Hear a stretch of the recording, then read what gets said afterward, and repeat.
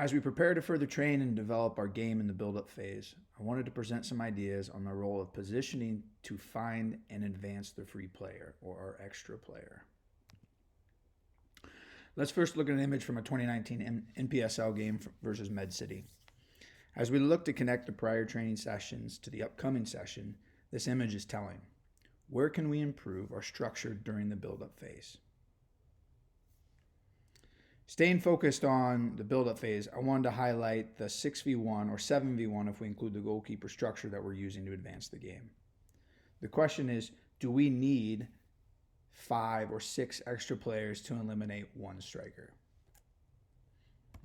As we advance next, we're looking at some different players and their roles as we kind of look at the same image. The question for us is, how can we improve our structure that not only allows us to advance the game, but to also create goal-scoring chances? As the image notes, we're looking to push players on. Can we get our outside backs higher? Can we push our holding mid a little bit higher? Attacking mid, starting point being in between the lines of pressure of the opposition's back line and midfield line. Now, the reminder is these starting positions don't mean the players can arrive and create new angles, but the starting positions are key because it forces changes in the opposition's defensive structure. So again, we're really looking to highlight that 2v1 at the start. We have on paper and in the real world, we typically have better players in their opposition. So I have faith that in a 2v1 situation, our center backs or our defenders can deal with that versus the teams we face. So look at a little bit more detail. A core concept in our club's game model is the development of numerical superiorities or overloads. And an important part of this is being able to recognize the defensive structure and the pressing strategy of the opposition. The first example that we're looking at is when a team presses us with one striker, like the images of the Med City game in 2019. Typically if they play some version of a 4-3-3 or a 4-2-3-1, it'd be common to see a pressing structure that involved one striker. The why behind this, why are we doing this again? It allows for the creation of that 2v1 in the first line. We want to be able to advance the game with as minimum amount of players as possible. And allows us to push our players higher in key spaces. Again, if we occupy higher positions, again, it forces decisions from the opposition. Another example worth noting is how we respond if the opposition bring 2 strikers to press us. And then 4-4-2, 3-5-2, 5-3-2, we could go on with the different numbers. But in the image above, our holding midfielder can drop in between our center backs. This allows our center backs to push a little bit wider. That facilitates us to be able to get into the width a little bit easier. And our outside backs can push up the field to occupy spaces beyond the lines of pressure. Again, and the idea is we're stressing the defensive behaviors of the opposition's wide midfielders. Do they follow our outside backs? They push on, giving us more space to play. I've also noted some alternatives. So the 6 can pull wide to create the same structure in a 3v2.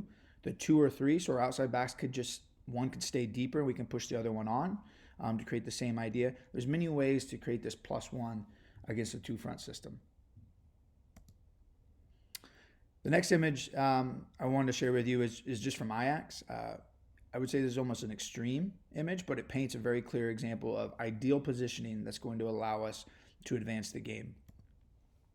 If we look back kind of similar to what we were looking at in the prior slide, here we have holding mid plus 2 center backs to play out against the opposition's 2 strikers.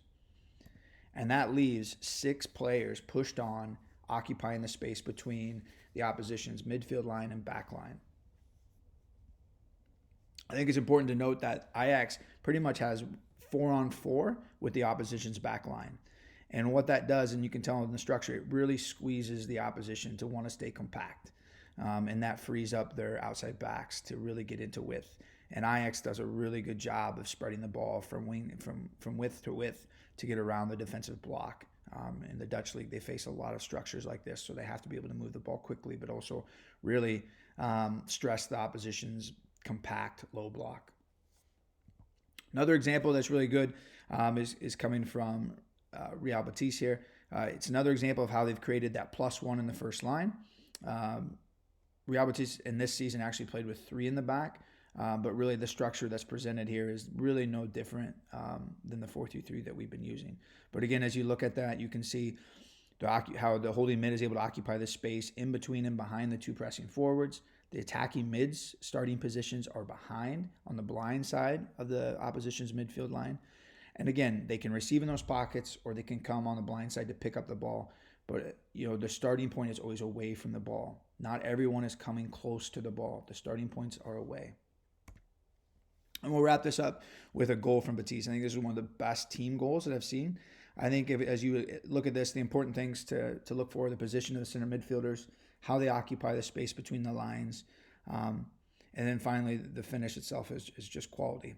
The last thing we'll note as you watch is their patience. They move the ball, their structure, but when they're able to find someone between the lines facing forward, the game changes rhythm and they accelerate and they break on the back line of the opposition. And then, like I said, the finish is just quality.